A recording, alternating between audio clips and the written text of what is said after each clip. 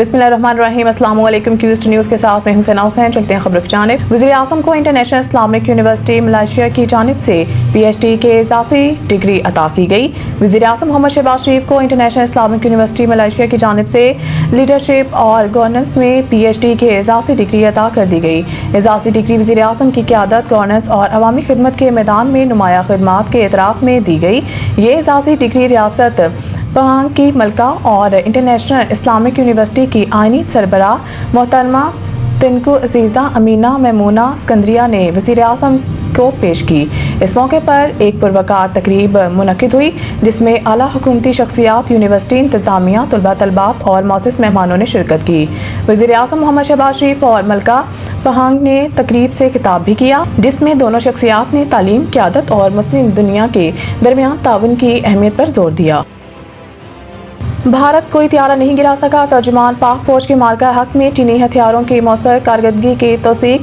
गैर मुल्की जरीदे ब्लूमबर्ग को इंटरव्यू देते हुए DGISPR ने कहा है कि हमारी फौजी तरक्याती हिकमत अमली हमेशा मौसर और कारगर प्लेटफॉर्म्स और अंदरूनी पाकिस्तानी टेक्नोलॉजी को शामिल करना रही है। इनका कहना था कि हम हर किस्म की टेक्नोलॉजी, चाहे वो खुद साख्ता हो या मशरिक और मगरिबी, इसके हसूल के लिए तैयार रहते हैं। DGISPR ने कहा है कि पाकिस्तान भारत के साथ हथियारों की दौड़ में शामिल नहीं। पाकिस्तान ने कभी भी एदाद-ओ-शुमार और हक़ाइक़ से खेलने या छुपाने की कोशिश नहीं की। DGISPR ने तस्दीक की है कि मार्का हक में हिंदुस्तान पाकिस्तान का कोई भी त्यारा नहीं गिरा सका। ब्लूमबर्ग ने लिखा है कि एक हफ्ता कबल अमरीकी सदर डोनाल्ड ट्रंप 7 भारतीय त्यारे मार गिराए जाने की तस्दीक कर चुके हैं। ब्लूमबर्ग ने अपनी रिपोर्ट में कहा है कि मार्का हक में पाकिस्तान के चीनी साख्ता J-10C ने राफेल समेत मुतअद्दिद भारतीय फिजाइया के त्यारे मार गिराए। DGISPR ने मार्का हक में पाकिस्तानी हथियारों बशमूल पाकिस्तानी अफवाज में शामिल चीनी प्लेटफॉर्म्स की मौसर कारकर्दगी की तौसीक की। ब्लूमबर्ग ने कहा है कि अगस्त में पाकिस्तान ने Z-10 हमला आवर हेलीकॉप्टर को भी अपने हथियारों में शामिल करने का ऐलान किया। पाकिस्तान चीनी हथियारों के साथ साथ अमरीकी साख्ता F-16 त्यारों का इस्तेमाल भी करता है। सिंध पंजाब हुकूमतों में कशीदगी। सदर के तलबी पर वफाकी वज़ीर दाखिला की कराची आमद। कराची पहुंचने के बाद वज़ीर दाखिला की सिंध के वज़रा से मुलाकात हुई। वज़ीर दाखिला मोहसिन नकवी ने सिंध के वज़ीर दाखिला ज़ियाउल हसन लंजार के घर जाकर इनकी वालदा के इंतकाल पर ताज़ियत की।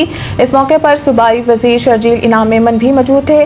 वज़ीर दाखिला मोहसिन नकवी ने मरहूमा की मग़फ़िरत, दर्जात की बुलंदी और लवाहिकीन के लिए सब्र की दुआ की।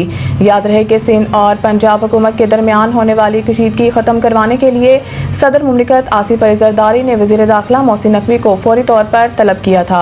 ज़राए अवान सदर के मुताबिक सदर आसिफ अली जरदारी ने वज़ीर दाखिला मोहसिन नकवी को टेलीफोन करके सिंध और पंजाब के दरमियान चलने वाली कशीदगी पर तबादला ख्याल किया। इससे कबल सेनेट में खिताब करते हुए वज़ीर कानून आज़म नज़ीर तारर ने कहा था कि सदर आसिफ जरदारी बुजुर्ग सियासतदान हैं, वो सुलहजोई का किरदार अदा करेंगे। इनका कहना था कि वो पीपल्स पार्टी को मना लेंगे, अपोजिशन को ज़्यादा खुश होने की ज़रूरत नहीं। इस्लामाबाद हाई कोर्ट इमरान खान के वकील के ट्रायल कोर्ट को तोशाखाना 2 का फैसला सुनाने से रोकने की सदा। इस्लामाबाद हाई कोर्ट के जस्टिस राजा इनाम अमीन मिन्हास ने इमरान खान और बुशरा बीबी की तोशाखाना 2 केस में बरियत की दरख्वास्तों पर समाअत की, जिस दौरान वकील बैरिस्टर सलमान सफदर ने दलाइल दिए। सलमान सफदर ने कहा है कि तोशाखाना 2 केस अब इख्तितामी मराहिल में है। हमने बरियत की दरख्वास्त गुज़िश्ता साल दायर की थी। केस में इनाम अल्लाह शाह और सहीब अब्बासी मुल्ज़मान भी हैं और गवाह भी हैं। सलमान सफदर ने कहा है कि साइफर केस के साथ ही मेरे मोक्कल को तोशाखाना 1 केस में सजा सुनाई जाती है। जो जज साहिब सजा देते हैं वो 342 का बयान कलमबंद करने का मौका भी नहीं देते। जिस दिन ये चार्ज फ्रेम हुआ, दूसरा चार्ज इनके सामने पड़ा था। इस मौके पर जस्टिस इनाम अमीन मिन्हास ने इस्तफसार किया, केस में तो इख्तियारात का नाजायज इस्तेमाल भी है। इस पर सलमान सफदर ने जस्टिस मियां गुल हसन औरंगजेब की जानिब से जमानत के फैसले का हवाला देते हुए कहा कि सारा मामला इसमें लिखा हुआ है। जस्टिस मियां गुल ने इस केस में दोनों मुल्ज़मान को जमानत दी थी। बादशाह अदालत ने केस की समाअत मुलतवी करते हुए कहा है कि आइंदा तारीख समाअत बाद में बताई जाएगी।